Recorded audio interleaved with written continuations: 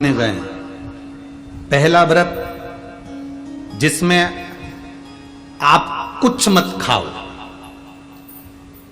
जैसे आप लोग करते हो, फलाहार खाते हो, फल खाते हो, कुछ नहीं खाते। ये भी व्रत है।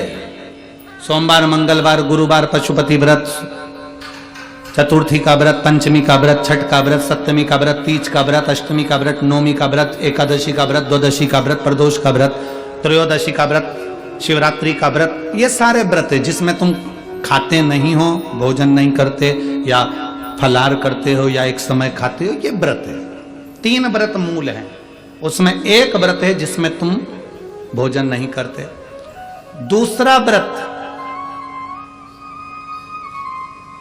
जिस व्रत में आप किसी प्यासे को पानी पिला रहे हो, भूखे को भोजन करा रहे हो, किसी की जिंदगी में कष्ट चल रहा है और उसके कष्ट को समाप्त करने का प्रयास कर रहे हो, यह भी दूसरे नंबर का व्रत है। यह भी व्रत है। और तीसरे नंबर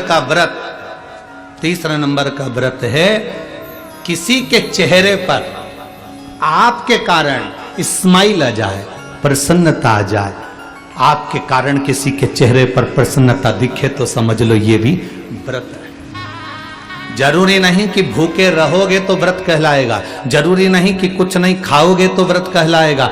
व्रत की मूलता यह कहती है कि आप किसी के चेहरे पर प्रसन्नता ला दिए, वो भी व्रत है। आप किसी की दवाई का खर्चा उठा लिए, वो भी व्रत है। आप किसी पढ़ने वाले बच्चे के पास में पैसा नहीं, आपने उसका खर्चा उठा लिया, वो भी व्रत है। वो भी व्रत है।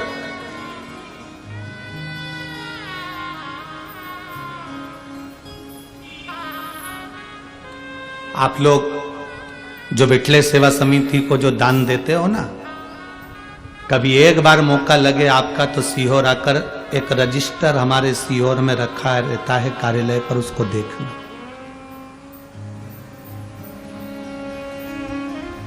उस रजिस्टर में जो बच्चे पढ़ने वाले होशियार रहते हैं और उनके माँ बाप के पास में पढ़ने का, पढ़ाई कराने का पैसा नहीं रहता, तो उनके स्कूल की फीस, महाराष्ट्र के भी कम से कम 35 से 40 बच्चे हैं, ऐसे हर प्रदेश के थोड़े थोड़े बच्चे लिए हैं।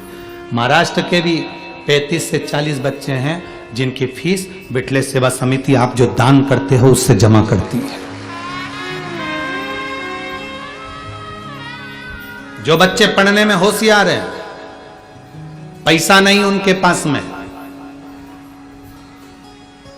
खबर करते हैं, फिर हमारी समिति का व्यक्ति वहां पर जाता है, उस नगर के लोगों से सूचना मांगते हैं कि ये बच्चा, उसकी आईडी और उस स्कूल का पता निकालते हैं। फिर स्कूल वालों से संपर्क करते हैं कि दीन दशा कैसी है, क्या स्थिति है, पढ़ने में कैसा है, फिर उसका समिति उसकी एजुकेशन करा देती है। आप केवल दान ये सोचकर नहीं करते कि हमने मंदिर का दान किया, गौशाला का दान किया, हमने इसका नहीं। आपके दान का एक अंश कोई अगर पढ़ रहा है, कोई विद्या अध्ययन कर रहा है, उसमें भी लग रहा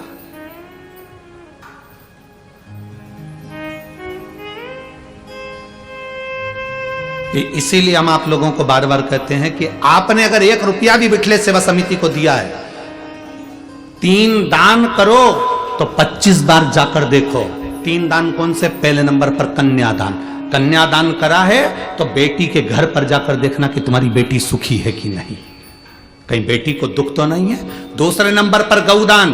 गाय अगर किसी ब्राह्मण को दी है तो उसके दरवाजे पर जाकर देखो कि गौ माता की सेवा सही हो रही है कि नहीं हो रही, वरना मालूम पड़े कि गाय ने जब तक दूध दिया तब तक तो रखी, फिर मालूम पड़े कसाई के घर बेच दी।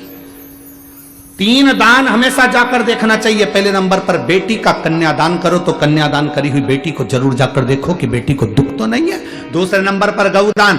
गौदान करने के बाद जाकर देखो कि गाय को सब व्यवस्था है कि नहीं, उसको चारा मिल रहा है कि नहीं, उसको पानी मिल रहा है कि नहीं मिल रहा। मालूम पड़े दूध के चक्कर में कोई लेकर चले गया, तुमने गौदान कर दी अपने दादा परदादा के नाम से, और मालूम पड़े गाय दुखी है तो हमको दुख होगा। तीसरे नंबर पर लक्ष्मी का दान। तुमने जो दान करा है पैसे का, 1 रुपया भी अगर समिति को या किसी को दिया है, तो वहां जाकर देखो कि तुम्हारा धन सही जगह लग रहा है कि नहीं लग रहा, हजारों लोग भोजन कर रहे हैं कि नहीं कर रहा है, वो सही स्थान पर लगा कि नहीं लगा मालूम पड़े। कटोरे में भिखारी ने पैसा लिया, शाम को जाकर मदिरा में लगा दिया, मांसाहार में लगा दिया, जुए में लगा दिया, वेश्यावृत्ति में लगा दिया। वो दान करने से कोई मतलब नहीं, उस दान का कोई मतलब नहीं। बेटी का दान करो तो 50 बार पहले जाकर देखो बेटी सुखी है कि नहीं। गौ का दान करो तो गौ माता को जाकर देखो गौ माता सुखी है कि नहीं।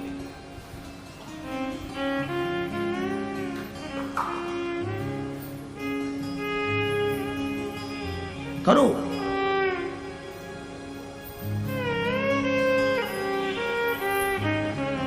भजन करो, स्मरण करो, श्री शिवाय नमस्तुभ्यम जपो या एक लोटा जल महादेव को चढ़ाओ। यह मत देखना कि दुनिया को अच्छा लगा कि नहीं लगा, दुनिया ने क्या कहा उससे मतलब मत रखना। जल चढ़ाओ तो ये देखना कि अपने दिल को सुकून मिल रहा है कि नहीं मिल रहा, अपने आप में हमको अच्छा लग रहा है कि नहीं लग रहा। मैं कथा में बैठी हूँ, कथा सुन रही हूँ, मेरे दिल को अच्छा लग रहा है कि नहीं लग रहा। आग लगे बस्ती में अपन रहो, अपने को अच्छा लग रहा है कि नहीं लग रहा वो सोचो। हम क्या सोचते हैं, सबसे पहले तैयार होकर आते हैं तो पूछते हैं मैं कैसी लग रही,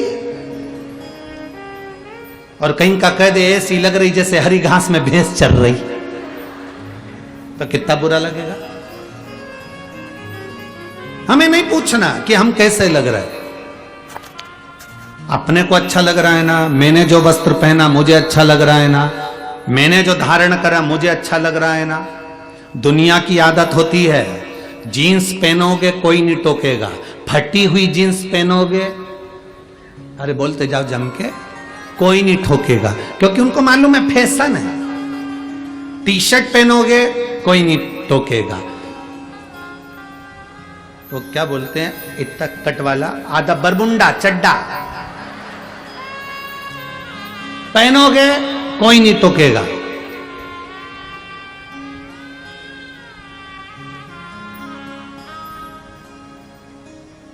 मुंह पे चाहे तुम कितना भी क्रीम पाउडर लगा लो, बोलते जाओ जम के, कोई नहीं टोकेगा। शॉपिंग मॉल में कितना घूम लो कोई नहीं टोकेगा। पर एक दिन अगर तुमने धोती और कुर्ता और सिर पे चंदन गले में रुद्राक्ष पहन लिया तो टोकेंगे, टोकेंगे।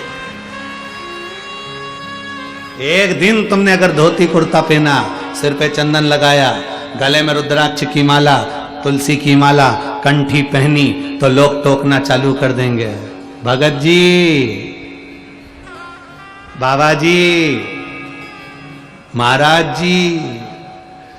फिर लोग कहेंगे ये तो देखा देखी कर रहा, ये तो ढोंग कर रहा है, ये तो प्रपंच कर रहा है। जीन्स पहने तो किसी ने नहीं कहा कि तुम ढोंग कर रहे हो, टी शर्ट पहने तो किसी ने नहीं कहा कि तुम प्रपंच कर रहे हो, बाल कटवा लिए तो कोई ने नहीं कहा कि तुमने क्या करा। पर तुमने जिस दिन धोती कुर्ता पहना, जिस दिन तुमने मस्तक पर तिलक लगाया, जिस दिन तुमने चोटी बढ़ाई, जिस दिन तुमने यज्ञोपवीत धारण करा, जिस दिन तुमने गले में रुद्राक्ष पहनना चालू करा, जिस दिन तुमने गले में तुलसी की माला पहनना चालू करी, उस दिन दुनिया के लोग टोकना चालू कर देंगे, ये बाबा जी बन जाएगा, ये तो पंडित जी बन गया, ये तो विद्वान बन गया, ये तो अपने आप को ऐसा बन गया, ये तो ढोंग कर रहा है, ये तो प्रपंच कर रहा है, ये तो ऐसा कलर भगवा कलर का कपड़ा धारण कर लिया। बस क्योंकि दुनिया के लोगों की आदत है सनातन धर्म पर उंगली उठाने की, दुनिया की आदत। आप बेकार जगह जाओगे कोई नहीं टोकेगा, आप मदिरा की दुकान पर जाओगे कोई नहीं टोकेगा, आप गलत जगह पर बैठोगे कोई नहीं टोकेगा, अच्छी जगह पर बैठोगे टोकेंगे। सुंदरकांड में जाकर बैठ जाओ टोकेंगे। सुंदरकांड में बैठने में भी शर्म आती है, मालूम लोग क्या कहेंगे, वहां पर भी शर्म। भजन में बैठोगे तो लोग क्या कहेंगे, आधे से ज्यादा लोग तो शिव महापुराण में इसलिए नहीं पहुंचते, लोग क्या कहेंगे। ये भी बैठी थी कथा में, ये भी।